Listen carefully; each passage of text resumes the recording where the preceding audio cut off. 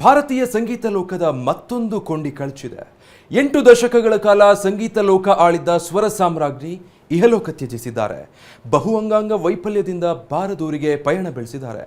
ಹಾಗಾದ್ರೆ ಗಾನಕೋಗಿಲೆಯ ಜೀವನದ ಹೋರಾಟ ಹೇಗಿತ್ತು? ಆ ಬಗ್ಗೆ ಕಂಪ್ಲೀಟ್ ರಿಪೋರ್ಟ್ ಇಲ್ಲಿದೆ.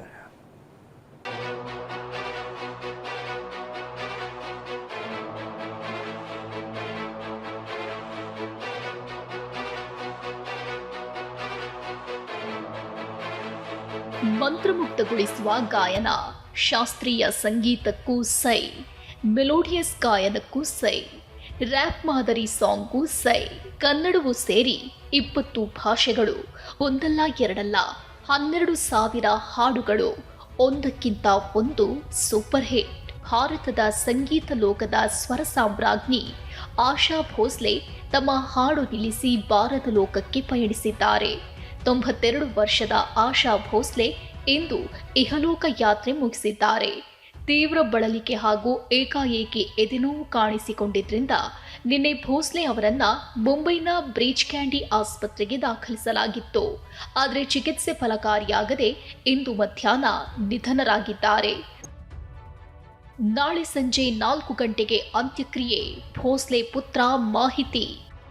ಆಶಾ ಭೋಸ್ಲೆ ಪುತ್ರ ಆನಂದ್ ಭೋಸ್ಲೆ ಮಾತನಾಡಿದ್ದು, ನಮ್ಮ ತಾಯಿ ವಿಧಿವಶರಾಗಿದ್ದಾರೆ.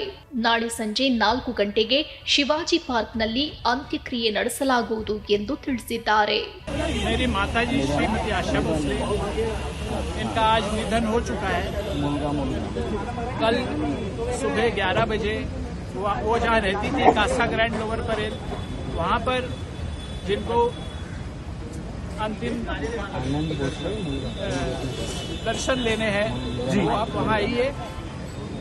और 4 बजे कल दोपहर को शिवाजी पार्क में इनके अंतिम संस्कार होंगे. 1933 ಸೆಪ್ಟೆಂಬರ್ 8ರಂದು ಮಹಾರಾಷ್ಟ್ರದ ಸಾಂಗ್ಲಿ ಜಿಲ್ಲೆಯ ಗೋರ್ ಗ್ರಾಮದಲ್ಲಿ ಪಂಡಿತ್ ದೀನಾನಾಥ್ ಮಂಗೇಶ್ಕರ್ ಮತ್ತು ಸೇವಂತಿ ದಂಪತಿಯ 3ನೇ ಪುತ್ರಿಯಾಗಿ ಆಶಾ ಭೋಸ್ಲೆ ಜನಿಸಿದ್ರು. ಇವರ ತಂದೆ ದೀನಾನಾಥ್ ಶಾಸ್ತ್ರೀಯ ಸಂಗೀತಗಾರರಾಗಿದ್ದು, ಆಶಾ 9 ವರ್ಷದವರಿದ್ದಾಗಲೇ ತಂದೆಯನ್ನ ಕಳ್ಕೊಂಡಿದ್ರು. ಬಳಿಕ ಇವರ ಕುಟುಂಬ ಕೊಲ್ಹಾಪುರ, ತದನಂತರ ಮುಂಬೈಗೆ ಸ್ಥಳಾಂತರಗೊಂಡಿತು. ಅಲ್ಲಿ ಭೋಸ್ಲೆ ಮತ್ತು ಅವರ ಅಕ್ಕ ಲತಾ ಮಂಗೇಶ್ಕರ್ ಗಾಯನ ಮತ್ತು ನಟರಾಗಿ ಚಲನಚಿತ್ರಗಳಲ್ಲಿ ವೃತ್ತಿ ಜೀವನವನ್ನ ಪ್ರಾರಂಭಿಸಿದ್ರು. 1949ರಲ್ಲಿ ಗಣಪತರಾವ್ ಭೋಸ್ಲೆ ಜತೆ ಆಶಾ ಭೋಸ್ಲೆ ಅವರ ಮದುವೆಯಾಗಿತ್ತು. ದಾದಾ ಸಾಹೇಬ್ ಫಾಲ್ಕೆ ಸೇರಿ 16 ಪ್ರಶಸ್ತಿಗಳ ಗರಿಮೆ. ಭೋಸ್ಲೆ ಅವರು 8 ದಶಕಗಳಿಗೂ ಹೆಚ್ಚು ಕಾಲ ಚಿತ್ರರಂಗಕ್ಕೆ ಗಾಯಕಿಯಾಗಿ ಕೊಡುಗೆ ನೀಡಿದ್ದಾರೆ. ವಿವಿಧ ಭಾರತೀಯ ಭಾಷೆಗಳಲ್ಲಿ ಚಲನಚಿತ್ರಗಳಿಗೆ ಹಿನ್ನೆಲೆ ಗಾಯಕಿಯಾಗಿ ಎಲ್ಲಾ ಪ್ರಕಾರದ ಹಾಡುಗಳಿಂದ ಜನಮನ ಸೂರೆಗೊಂಡಿದ್ರು. ಆಶಾ ಭೋಸ್ಲೆ ಅವರನ್ನ 16 ಪ್ರಶಸ್ತಿಗಳು ಅರಸಿಕೊಂಡು ಬಂದಿವೆ. 2000ನೇ ಇಸವಿಯಲ್ಲಿ ಚಿತ್ರರಂಗದ ಅತ್ಯುನ್ನತ ಪ್ರಶಸ್ತಿಯಾದ ದಾದಾ ಸಾಹೇಬ್ ಫಾಲ್ಕೆ, 2 ರಾಷ್ಟ್ರೀಯ ಚಲನಚಿತ್ರ ಪ್ರಶಸ್ತಿಗಳು, 4 BFJE ಪ್ರಶಸ್ತಿಗಳು, 7 ಫಿಲ್ಮ್ಫೇರ್ ಪ್ರಶಸ್ತಿಗಳು ಆಶಾ ಅವರಿಗೆ ಸಂದಿವೆ. ಇದಲ್ಲದೆ 2008ರಲ್ಲಿ ಭಾರತ ಸರ್ಕಾರದಿಂದ ಪದ್ಮವಿಭೂಷಣ ಪುರಸ್ಕಾರ ಲಭಿಸಿದೆ. 2011ರಲ್ಲಿ ಸಂಗೀತದಲ್ಲಿ Guinness book of world record ದಾಖಲೆ ಸೇರಿದ್ದು, 1997ರಲ್ಲಿ ಉಸ್ತಾದ್ ಅಲಿ ಅಕ್ಬರ್ ಖಾನ್ ಅವರ ಜೊತೆ ಲೆಗಸಿ ಆಲ್ಬಂನಲ್ಲಿ ಹಾಡಿದ್ದಕ್ಕಾಗಿ ಆಶಾ ಅವರು ಗ್ರಾಮಿ ಪ್ರಶಸ್ತಿಗೆ ನಾಮನಿರ್ದೇಶನಗೊಂಡಿದ್ರು. ಈ ಪುರಸ್ಕಾರಕ್ಕೆ ಪಾತ್ರರಾದ ಭಾರತ ದೇಶದ ಮೊದಲ ಗಾಯಕರೆಂಬ ಖ್ಯಾತಿಗೆ ಭಾಜನರಾಗಿದ್ದಾರೆ.